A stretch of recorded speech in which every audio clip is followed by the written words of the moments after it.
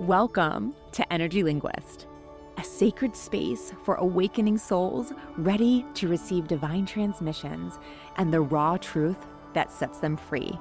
I am Laura Ahern, a spiritual channel and energy translator here to bring through messages from highest guidance to help you hear your inner knowing, reclaim who you are beneath the noise, and live from the truth within. Take a breath. You've found the space where remembering begins. Hello, everyone, and welcome to Energy Linguist Podcast. I am your host, Laura Ahern, the Energy Linguist, and it is my honor to be here with you today to both channel and decipher these divine transmissions. And today's episode, at its core, is around the energy of apologizing.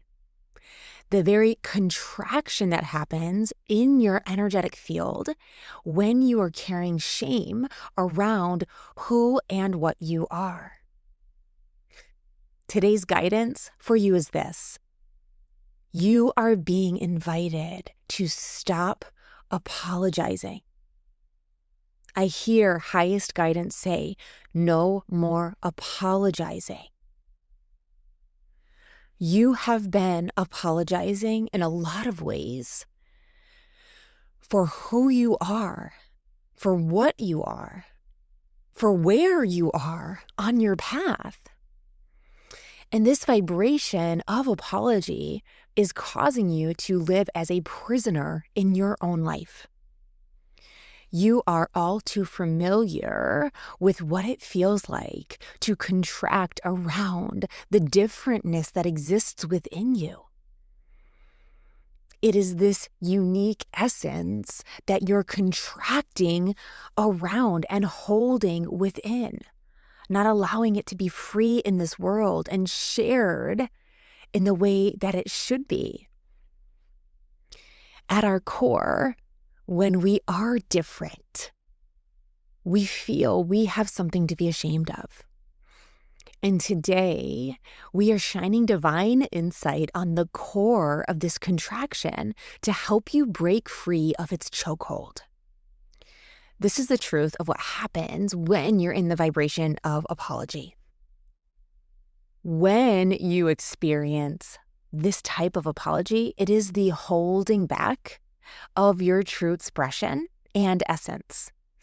And the reason that you're doing it is because of pain, both internal and external. You are apologizing for your pain, not just the pain that you think you've caused externally to someone else, but the very pain that you are experiencing. The core message here is you're apologizing for who you are because you are in the regret of the experiencing of this pain. So let's break it down into these two layers of internal and external. Many of us have an experience where we show up in our divine light and our truth, our differentness. We speak what's on our heart. We act in a way that maybe is outside of the norms. And immediately we might see those in our external world contract around it. Often we're internalizing the contraction or discomfort that we're witnessing in a way that concludes that we are responsible for that discomfort. We begin to contract our own energy and start to hold or hide that which we are as to not create discomfort for those around us. How many of you have been there? How many of you are having a specific moment in time come to your mind right now?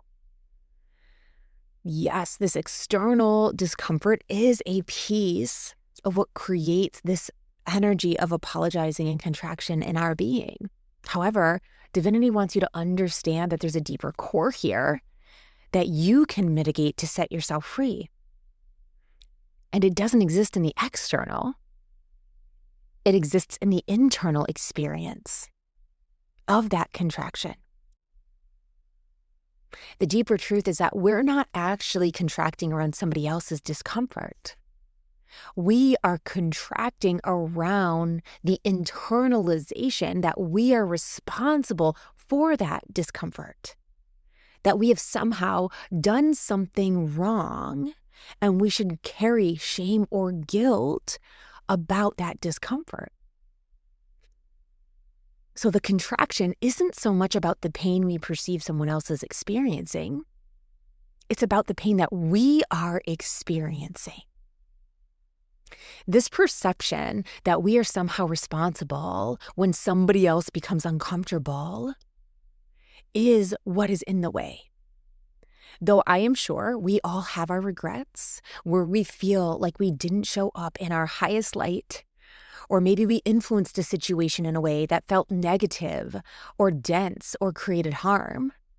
Yes, we've had those experiences. We are humans. It is how we are learning. However, that is not actually the biggest core of our pain.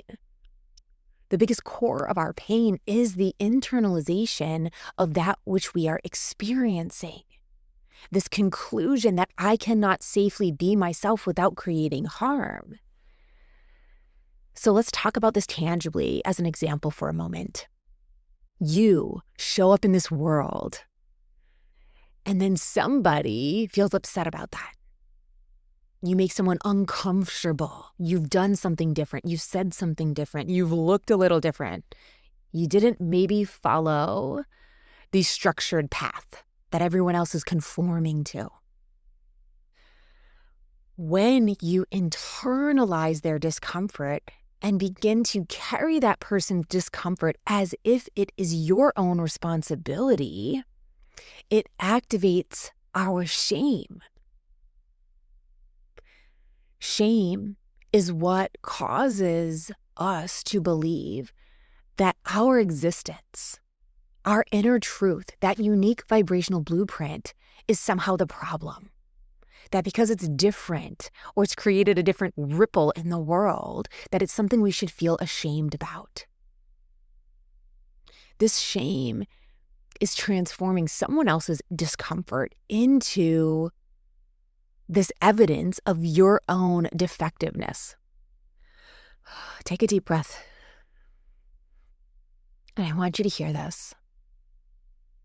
Someone else's discomfort is not your responsibility, especially when you are operating from a higher awareness of self-responsibility and you're coming from a heart-centered, genuine place of being and doing what is in alignment with who and what you are.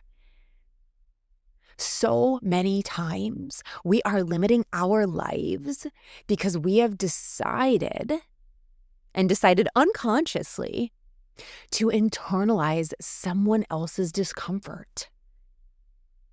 And therefore, we start to exist in this world in a way that is contracted within our own energy and our own expression of that essence.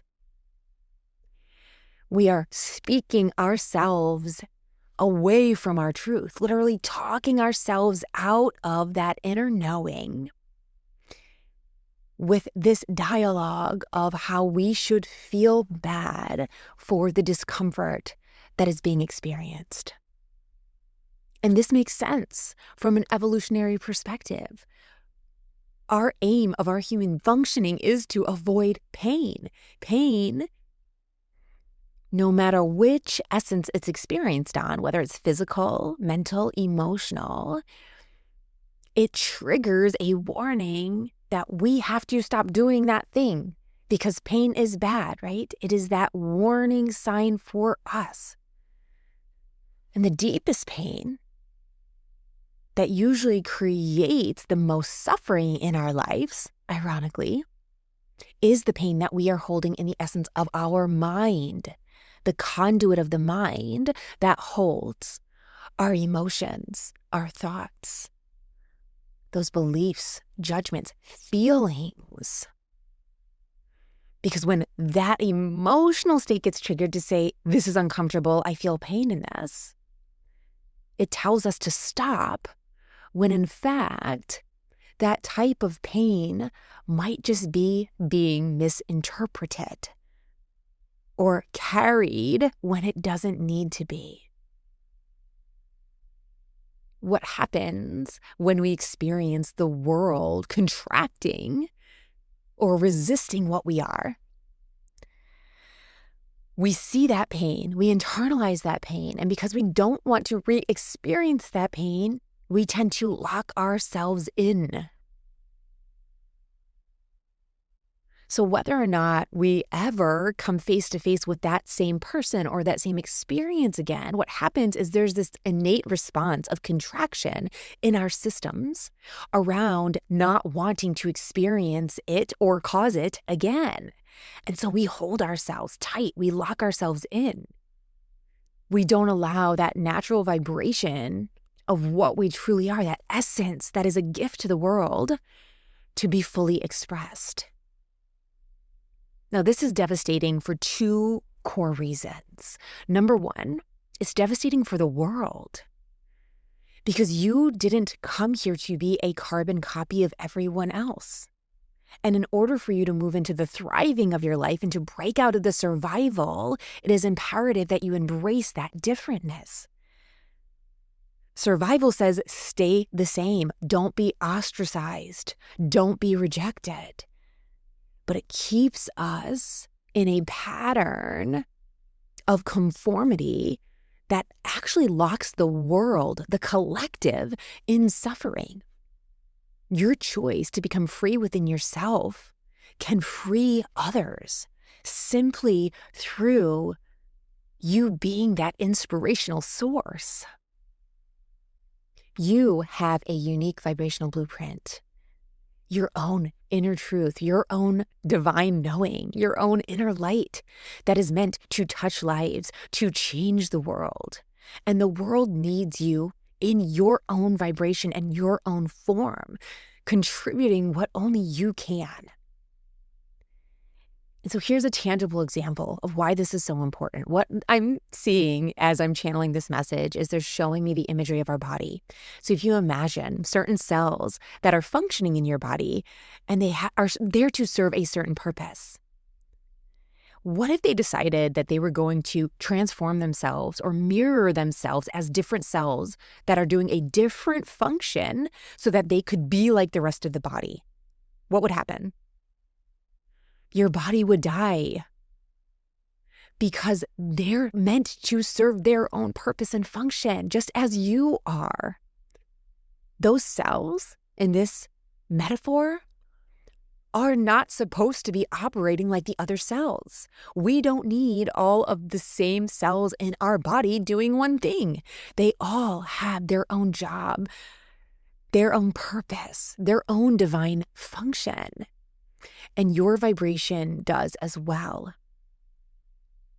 So that number one point here is that the world suffers when you don't show up as you.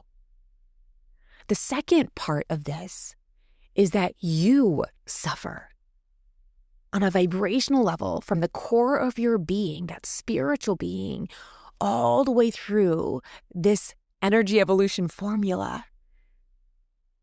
This transition of our vibration from spiritual core into our thoughts, our emotions, and your physical form. Because what happens is that there begins this internal decaying when you are not in alignment with your own vitality. And when we are walking around in the contraction and holding, and not in the vitality of that vibrational expression, we start to experience decline in our system on all of those levels. If you were here listening to this podcast, it is likely that you are one of the incredible souls on this planet who are walking around this world in service to others. You have probably been called onto this planet to have an influence, to share something special. And what happens when we contract and we hold that vitality, we start showing up for people in the way that we think they need us, carrying responsibility for all of their stuff, carrying all of the burdens, the responsibility, and the weight, which prevents us from having our greatest impact and them from developing the spiritual muscles that are required to ascend on their own path. This journey of an empath, of a caregiver, of a change maker, it's very nuanced. It's very tricky because the line seems like it shifts from time to time. For instance, I am here on this planet to influence others, to uplift their souls, to help them come into the greatest expression of their wholeness, clarity of what they are here to create so that they can do what they're meant to do in this world. However, I also know that there is a certain line in which I am not meant to carry the density of what they are experiencing. Because if I was to internalize that, it would create doubt and shame and guilt around my soul's mission, around what I am really here to do. It is imperative that you come into the embodiment of the fullness of your differentness, that unique vibrational blueprint that is you, in order for you to have the greatest impact on the world externally and to experience the most vitality, fulfillment, peace, joy possible within your own inner world. And so to help you break free of some of these chains of this apologizing for what you are, this shame around your differentness, I want to unveil to you the true vibration that is at the core of the word apologize. And it might shock you because it's actually almost the complete opposite of how we interpret and experience that word today. The word apologize has Greek roots, and its initial meaning was to speak away from your truth. It originally meant that it was a defense against the outside world, a defense for your own inner truth.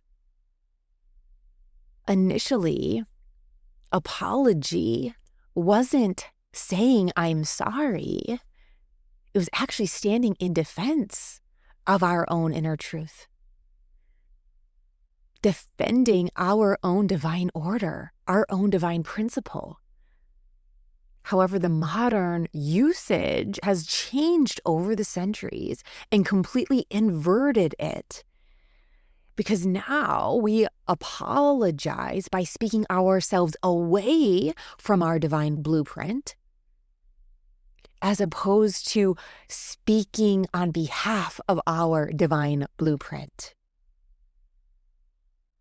The energy of apology, this contraction, is literally the speaking away from our unique vibrational frequency. It's treating our essence as something that requires justification or retreat rather than defense and expression. So I want you to be invited into the knowing and the permission that you can stand in the defense of your own unique expression and what you are, by choosing not to internalize this shame and this guilt, this undue responsibility for other people's discomforts. The reason it is so important for us to touch on this shame is because it is this really heavy burden that we carry. It's almost this engine that ignites the self-rejection, because it sits at this exact point of the internalization. It transforms someone else's discomfort into this evidence of our defectiveness. When you express authentically and somebody becomes uncomfortable, shame can be activated, and it whispers that your truth itself, your divine essence, is disordered, that it's wrong, that it's too much, or that it's not enough. Shame is what makes speaking yourself away from your truth feel necessary, even protective. It's that evolutionary mechanism. We don't want to be ostracized. But this shame, it's the contraction, it's the holding, and it withholds your natural vibration that prevents you from touching the world and living in your most vital being. Breaking you free from suffering is only possible when you are in the fullest embracing and embodiment of your unique vibrational blueprint. This is your invitation today to step out of shame, to step out of apologizing for who you are, what you are, and where you are. And it happens on all parts of our path, so I want you to be aware. Even when we break free of apologizing from as who we are and what we are, and we allow ourselves to be free in those expressions, you may still notice experiences as you rise into your abundance, into vitality, into success, that you start apologizing to other people about that success, about that abundance. And that's why they keep including apologizing for where you are on your path. Whether someone is contracting around your differentness, your unique expression, or your success, the advice from the divine is the same. To go within and to love yourself so fully that unconditional love is your armor against any internalization that would otherwise happen. It is so important for us to manage our inner world, especially right now during this incredible awakening time on the planet. As many of you know, during this awakening is the ushering in of the divine feminine energy. And what that means is that the road to our highest place of fulfillment exists within that feminine yin energy. And yin is the internal. It's our internal world. In order for you to be all that you are, we must manage what's within our world, this inner world, not others. It is not for us to manage it externally, but rather to go within and manage our perception and our experiences of what we're perceiving, what we're seeing, what we're feeling, and to honor and love that differentness that we are. When you are ready to go on this inward journey, you'll start to see miracles happen in your life. When we're done with looking at the surface and willing to take the time with ourselves to go deeper, things that we felt were unbudgeable, that just wouldn't budge, dissipate. They move as if by magic. My prayer for you today is that you find the courage to do more of your inner work, and that you gift yourself an opportunity to go deep, to take time away from the overstimulating external world, and to place yourself in a container in which you can allow what is within you to rise, be seen, and all that no longer serves you to be released. My invitation to women who are listening is to gift yourself the experience of being in a sacred container with me in the Redwoods this upcoming March 17th through 21st.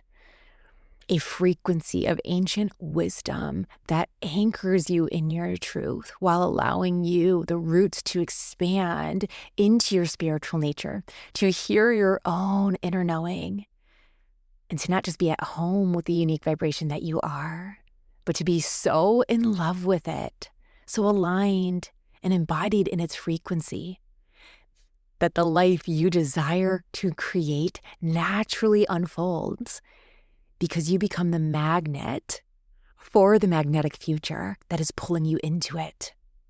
If you are interested in finding out more, please go to lauraahern.com/retreat. There is a beautiful, pivotal moment in time that is looking to hold you in this transformation so that you can cross this threshold into your highest timeline and be in the full embodiment of all that you were always meant to be.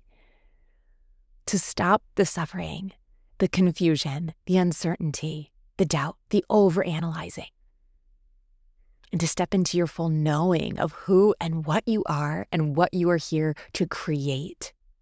I leave you with this, a reminder that you're already whole at your core, and that all discomfort, even the contractions that we're witnessing outside of ourselves, are a reminder for us to come home to ourselves. Discomfort, pain, challenges are the ignition to tell us we are doing something that can be adjusted. So within this message, if you are experiencing the external world contracting around you, the adjustment happens within you. And so I leave you with the reminder of the knowing that your power exists within you, that the love, the hope, the light exists within you, and that you're here to be the change by simply being yourself.